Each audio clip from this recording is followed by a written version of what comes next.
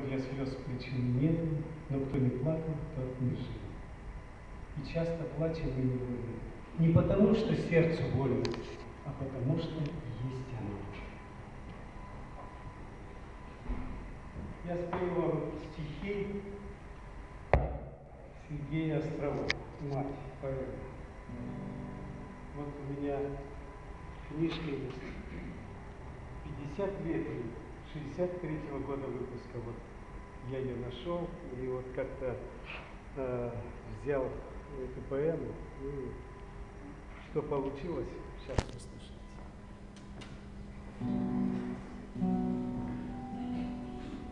Первое слово ребенок сказал: «Мама». Вырос, солдатом пришел, написал: «Мама». Вот он в атаке на дымную землю упал: «Мама». Встал и пошел, и губами горячими жизни хлебал: «Мама». А у меня нет мамы, она умерла. Вот еще одной мамы стало меньше на свете. Зачем же ты, мама, в постель земляную легла? Или жесткой кровать показалась тебе на рассвете? А рассвет был из солнца, из зелени, из синевы. Пение птиц было слышно на самых далеких планетах. Розоватые голуби вылетали из мокрой травы. Долго пили зарю и тонули в далеких просветах. Ты ведь очень любила, когда зажигался рассвет. Поднималась чуть свет, и детей на заре поднимала. А сейчас тебя нет. Почему?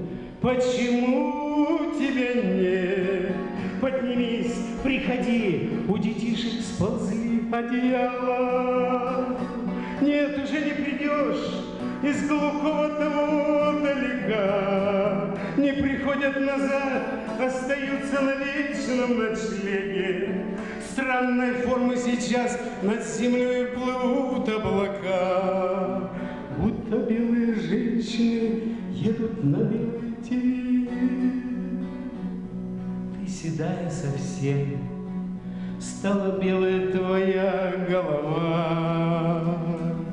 Видно, вьюги мели, а снежинки растаять забыли. Муж без вести пропал, ты с тех пор ни жена, ни вдова. А потом сыновья на войну от тебя уходили. От тебя нет, с тобой, слышишь, мама, все время с тобой. Только в письмах они очень редко писали об этом. Больше женам писали и шли по дороге рябой. И на письма твои не всегда торопились ответить. Потом, через годы, я стал понимать, как казнят матерей безучастием и черствостью детей. Друг мой, брат мой, товарищ мой, если зовет тебя мать, рискни сердцем, спеши, птисней в самой крылатой ракете. Каждый миг на счету, а быть быстрее, чем звук и чем свет. Опоздаешь в пути, не простишь себе этого вечно. Ты звала меня, мать, я пришел, а тебя уже нет. И дорога длинна, и разлука с тобой бесконечна. Я сейчас вспоминаю, давно это было, давно. Утро, осень идет, жмутся к небу озябшие птицы. Ты все смотришь в окно, ты все смотришь и смотришь в окно. Хоть бы скрипнула дверь, хоть бы вздрогнули вдруг половицы.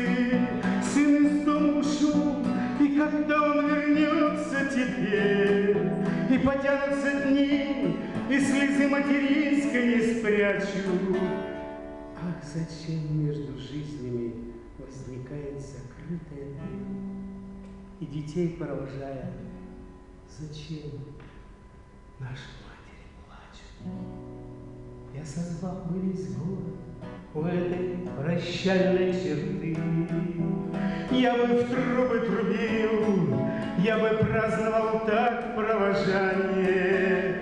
Пусть красивые девушки дарят в дорогу цветы, и счастливую мать через город несут горожане. Ты прости меня, мать, я при жизни твоей не сказал половины того, что теперь не дождется ответа.